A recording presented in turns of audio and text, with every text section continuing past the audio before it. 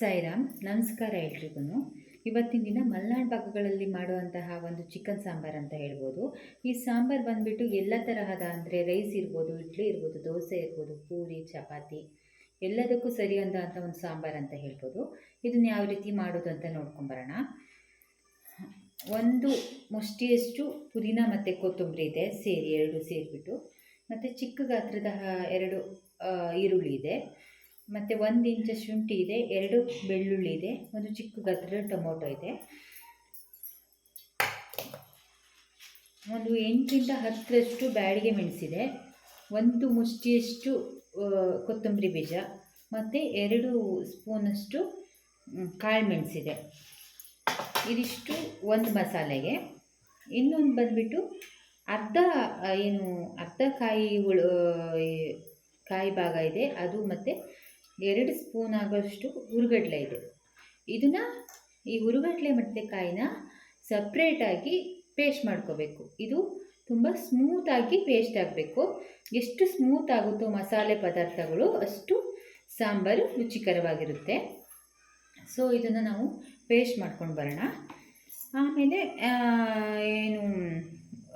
ಒಗ್ಗರಣೆಗೆ ಏನೇನು ಬೇಕು ಅಂದರೆ, ಇದು ಪಲಾವಿನ ಸೊಪ್ಪು. ಮಲೆನಾಡು ಭಾಗಗಳಲ್ಲಿ ಅತಿ ಹೆಚ್ಚು ಹೇರಳವಾಗಿ ಸಿಗುವಂತಹ ಈ ಪಲಾವ್ ಸೊಪ್ಪೇನಿದೆ, ಇದೇ ಅಲ್ಟಿಮೇಟ್ ಟೇಸ್ಟನ್ನು ಕೊಡೋದು.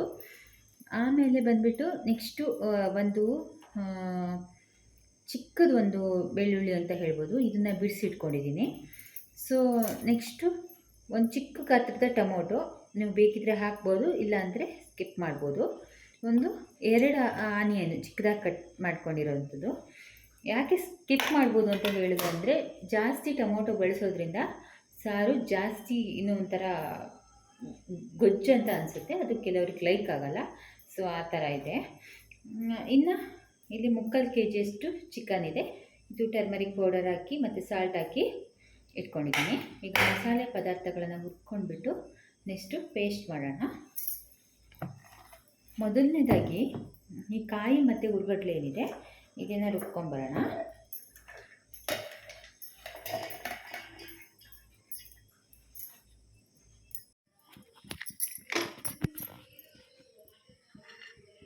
ಮಸಾಲೆ ಪದಾರ್ಥಗಳನ್ನೆಲ್ಲ ಹುರ್ಕೊಳ್ಳೋಣ.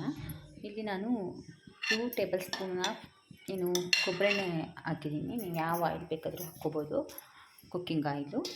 ಸೊ ಒಂದಾಗಿ ಫ್ರೈ ಮಾಡ್ಕೊಳ್ಳೋಣ. ಆಯಿಲ್ ಬಿಸಿ ಆಗ್ತಾಯಿದೆ.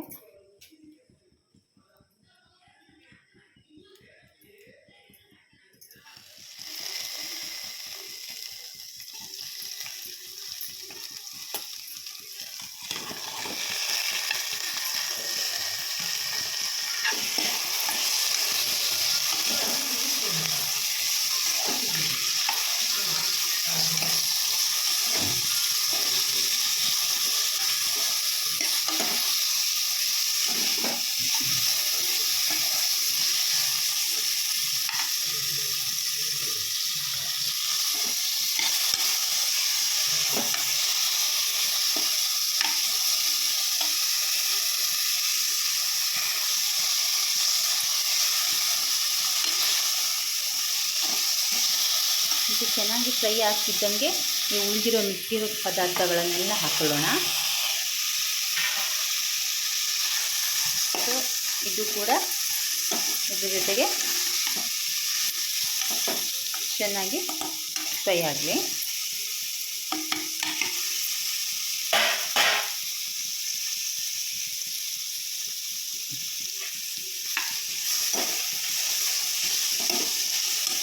ಈ ಆನಿಯನ್ನು ಮತ್ತು ಟೊಮೊಟೊ ಏನಿದೆ ಅದೆಲ್ಲ ಚೆನ್ನಾಗಿ ಬಾಡಬೇಕು.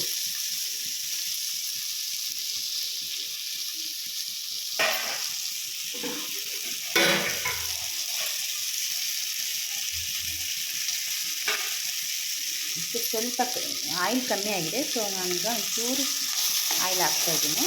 ಇದು ಕೊಬ್ಬರಿ ಎಣ್ಣೆ, ನೀವು ಬೇಕಾದರೆ ಒಳ್ಳೆಣ್ಣೆ ಯೂಸ್ ಮಾಡ್ಬೋದು. ಈಗ ಚೆನ್ನಾಗಿ ಫ್ರೈ ಆಗ್ತದೆ. ಲೋ ಫ್ಲೇಮಲ್ಲಿ ಇಟ್ಕೊಂಡು ಚೆನ್ನಾಗಿ ಫ್ರೈ ಆಗಲಿ.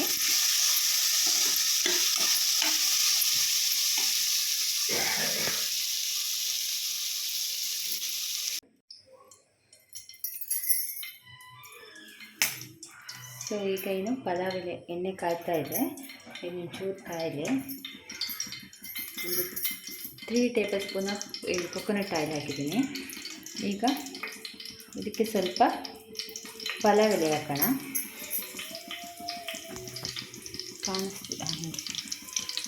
ಪಲಾವ್ ಎಲೆ ಹಾಕೋಣ. ಅದು ಸ್ವಲ್ಪ ಚಟಪಟ ಸೌಂಡ್ ಬರಲಿ. ಸೊ ಆಮೇಲೆ ಇನ್ನೇನು ಬೆಳ್ಳುಳ್ಳಿ ಬಿಡಿಸ್ಕೊಂಡಿದ್ವಿ ಅದನ್ನು ಹಾಕೋಣ. ಜಜ್ಜಿ ಹಾಕೋದಲ್ಲ ಅಂತ ಕೇಳ್ಬೋದು ನೀವು. ಜಜ್ಜಿ ಹಾಕೋದಲ್ಲ, ಈಗಲೇ ಹಾಕಬೇಕು.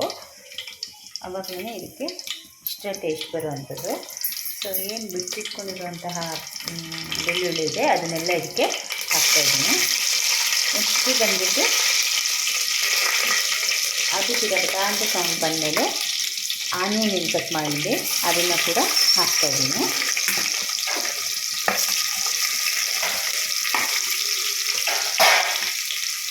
ಅದು ಸ್ವಲ್ಪ ಫ್ರೈ ಆಗ್ತಾ ಇದೆ. ಅಂದರೆ ನೆಕ್ಸ್ಟು ಈ ಟೊಮೊಟೊ ಏನಿದೆ ಅದನ್ನು ಕೂಡ ಹಾಕ್ತಾಯಿದ್ದೀನಿ.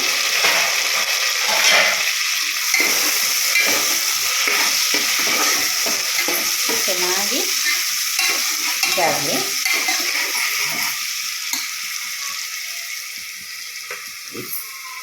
ಚಿಕನ್ನಿಗೆ ಆಲ್ರೆಡಿ ನಾನು ಸಾಲ್ಟು ಮತ್ತು ಟರ್ಮರಿಕ್ ಹಾಕಿದ್ದೀನಿ. ಸೊ ಇದನ್ನು ಹಾಕ್ತಾಯಿದ್ದೀನಿ. ಇದಕ್ಕೆ ಇದು ಕೂಡ ಚೆನ್ನಾಗಿ ಫ್ರೈ ಆಗಬೇಕು. ಇದು ಏನಪ್ಪ ಅಂದರೆ ಚೆನ್ನಾಗಿ ಬೇಯಬೇಕು. ಅದರ ರಸ ಏನಿದೆ ಸೊ ಅದು ಚೆನ್ನಾಗಿ ಬೇಯ್ದು ಬಿಡಬೇಕು. ಆವಾಗಲೇ ಚಿಕನ್ನಿಗೆ ಒಂದು ಎಕ್ಸ್ಟ್ರಾ ಟೇಸ್ಟ್ ಬರುತ್ತೆ. ಸೊ ಅದು ಬೇಯ್ತಾ ಇರಲಿ.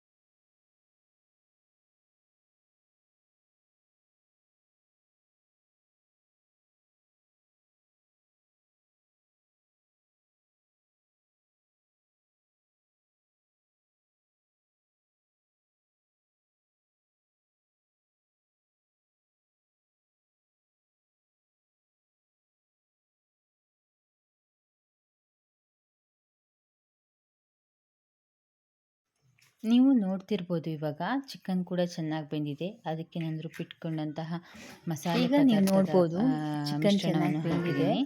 ಅದಾದ ನಂತರ ಸ್ವಲ್ಪ ಅದಕ್ಕೆ ನೀರನ್ನು ಬೆರೆಸಿ ಕಾಯಿ ಪೇಸ್ಟ್ ಏನಿದೆ ಅದನ್ನು ಈಗ ನೆಕ್ಸ್ಟು ಮತ್ತೇನು ಕಾಯಿ ಮಿಶ್ರಣ ಚೆನ್ನಾಗಿ ಕಾಯಿ ಮತ್ತು ಹುರಿಗಡಲೆ ಅದು ಸಹ ಅದಕ್ಕೆ ಆ್ಯಡ್ ಮಾಡ್ತಾ ಇದ್ದೀನಿ. ಸ್ವಲ್ಪ ಇವೆರಡು ಚೆನ್ನಾಗಿ ಮಿಕ್ಸ್ ಆಗಿ ಇದು ಒಂದು ಚೆನ್ನಾಗಿ ಕುದಿ ಬರಬೇಕು.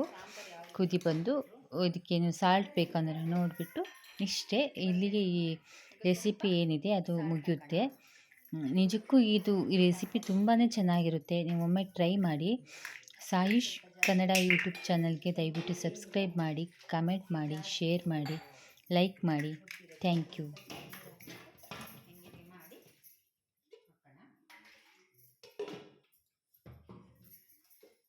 ಸ್ವಲ್ಪ ಎಷ್ಟು ಬೇಕೋ ಅಷ್ಟು ಹಾಕೋಣ.